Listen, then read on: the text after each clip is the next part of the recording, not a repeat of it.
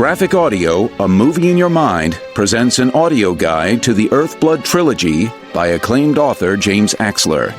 Presented in lavish graphic audio.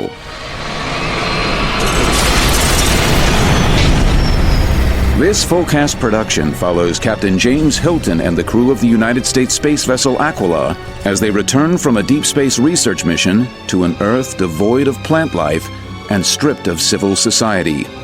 This tale cuts through the veneer of the rule of law and human morality to ask, how long can society last without its daily bread? In short order, the Aquila's team of science and aviation specialists tumble from the heights of human endeavor to fighting and dying for food and shelter in a world where might exists as the only right. The now blood-red landscape of the United States provides the backdrop to explore nearly every kind of human desperation, depravity, and even, infrequently, decency. We follow the team as they travel from the mountain west to both coasts and back in search of rest and a place to restart civilization. Civilization, however, is a relative term, for as the crew of the Aquila hunts for their safe place in the sun, others hunt them to bend them to their use or kill them.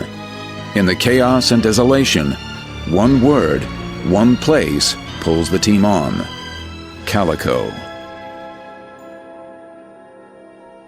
Captain Jim Hilton, 32, served 10 years in the U.S. space program. He commanded the U.S. space vessel Aquila. Married for 12 years to his high school sweetheart, Lori, Jim and his wife had twin daughters and lived in the Hollywood Hills of Los Angeles. Outside of work, his interests tended toward survival training and outdoor pursuits. Returning to a ravaged planet, Hilton must use his survival skills in his fight against nature, but finds himself at a loss in his fight with himself. His crew looks to him for direction, but Hilton doesn't have the answers. What is the right direction? Who does he turn to? Who can he trust? Can he afford to ask questions? Or does he just shoot his way to a new world, to Calico? Carrie Princip, 25, served as the second navigator on the USSV Aquila. She lost both her parents in a car crash shortly before the Aquila left on its 2-year mission. Now she returns to the Earthblood-ravaged planet without a home or a family to search for. In a world without government, without laws, without society, few loners survive. Carrie quickly decides her best chance for life lies with Jim Hilton. In their search for their place on the planet, the attractive, athletic young woman won't be alone on her trip to Calico.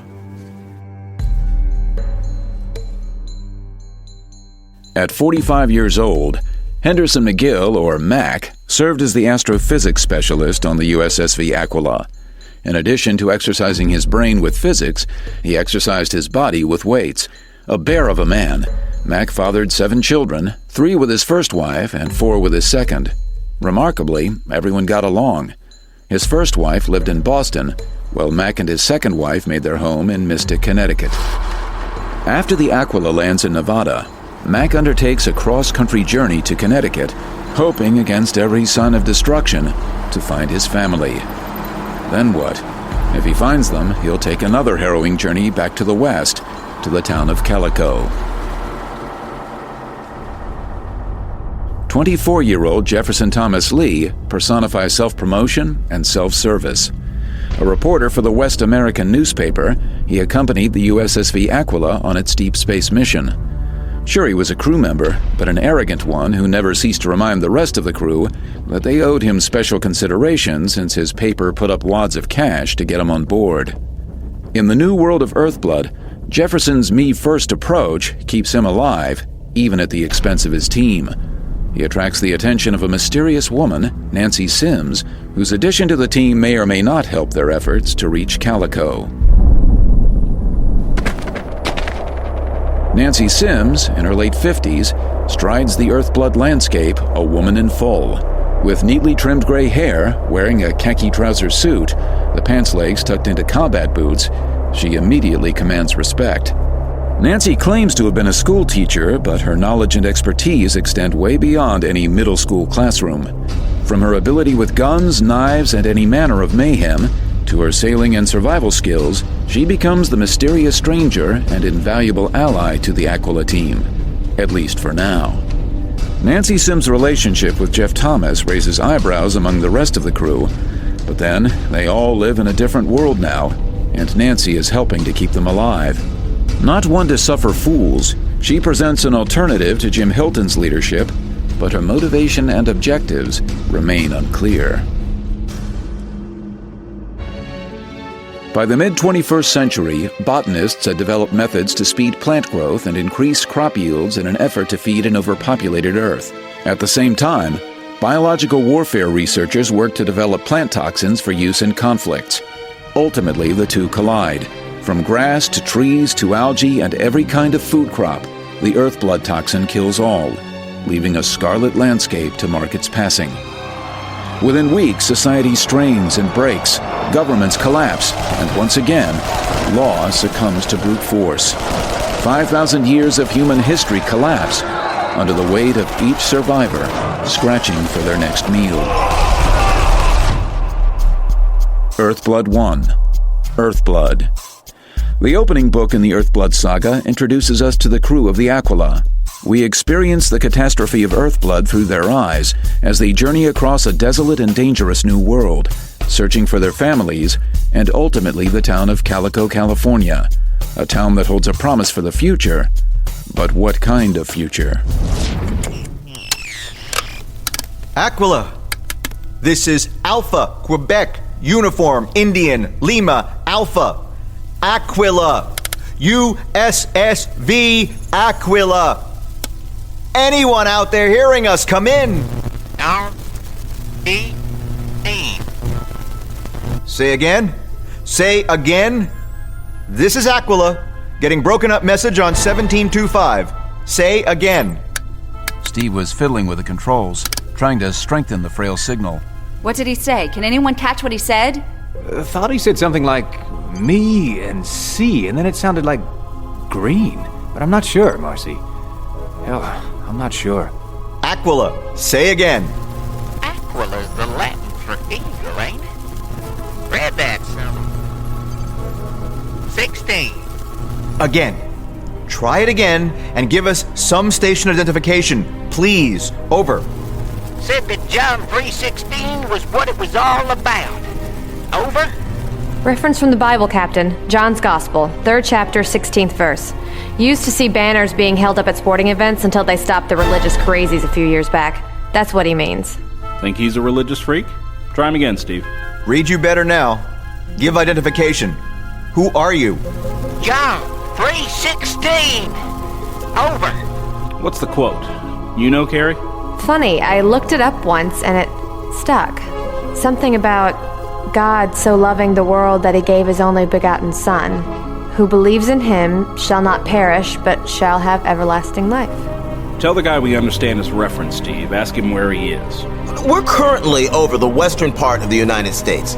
Damn near right overhead mission control. How come we can pick up this lunatic radio freak and not them? Aquila hearing you. We know the quote. Please tell us who you are and where. Jeremiah. Voice in the wilderness. Lone voice crying in the desert. Where, Jeremiah? Please help us. We've been away from Earth for 2 years. Got radio problems. Tell us, Jeremiah. Over. You got a problem, Mr. Eagle? You and out close to Barstow. You all come see me. Have a nice day. Signing off. Things to order.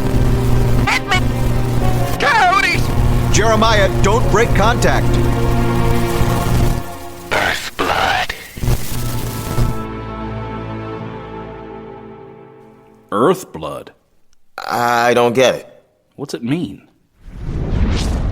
Earthblood 2. Deep Trek. The surviving crew members of USSV Aquila, their families and friends, reunite after harrowing cross-country journeys, determined to fight and build a safe place in a world on the brink of extinction. Continued rumors of a secret military base dedicated to restoring reason and sanity in the North give Commander Jim Hilton and his crew hope. But as they follow the trail left by the enigmatic General Zelig, They cross paths with a paramilitary group, the Hunters of the Sun, who are prepared to claim the New World for their own. The helicopter was jinking from side to side, drawing nearer. If there are any hostiles out there, the chopper should be able to pick them up. Don't they have night scopes and heat seekers on board? Sure, but if it's Zelig, they'll likely be concentrating on finding us. A searchlight suddenly stabbed into the darkness, like a spear of dazzling whiteness. Everyone blinked and tried to shade their eyes. Fireworks, Dad! Anyone hiding out there with even a Kentucky musket could bring them down. They have to be very confident, or just dumb. They have missiles? Sure, some kind of S-rams, most likely. An AGM-74F, something like that. Bigger missile like the old Maverick, could be a pair of Dirty Harrys, Mark 10s. Sure, they got plenty of power. But attacking from the ground to a chopper is much like shooting fish in a barrel. As I've said, either they're confident and they're sweeping as they go, or they are seriously dumb.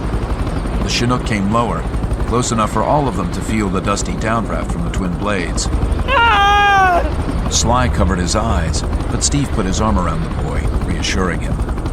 The spotlight was cutting toward them, faltering over the buildings at the top of the hill by the old mine workings. Captain Hilton! Shit! Jim clapped his hands over his ears, wincing from the roaring voice. Captain Hilton and the crew of the Aquila. Anyone there in Calico? Anyone knows about Operation Tempest? Show yourselves! The Chinook was about 200 yards away, to the north of the ghost town, hovering over a maze of dry ravines. Why don't they come right in if they know we're here? This is transport from Operation Tempest. We know the Aquila made it down, and we know there are several non-survivors. Sorry we're a day late on the rendezvous here. Tech problem. Come on, old folks. We can, Okay, we got you on the scanners. Stay there and watch the dust. Coming in.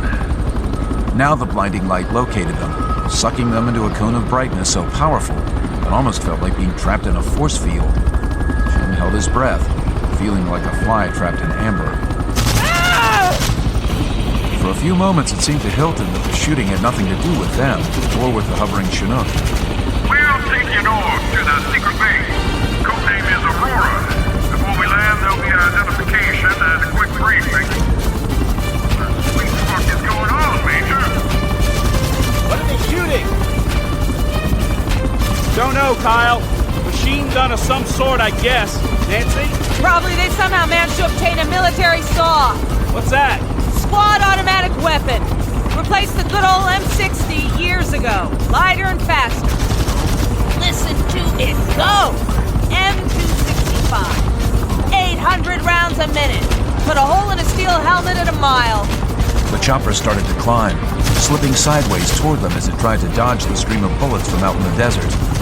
It wasn't just the machine gun, the single shots of rifles as well. The searchlight had gone off, but the loudspeaker was still switched on. Get the missiles primed, Major.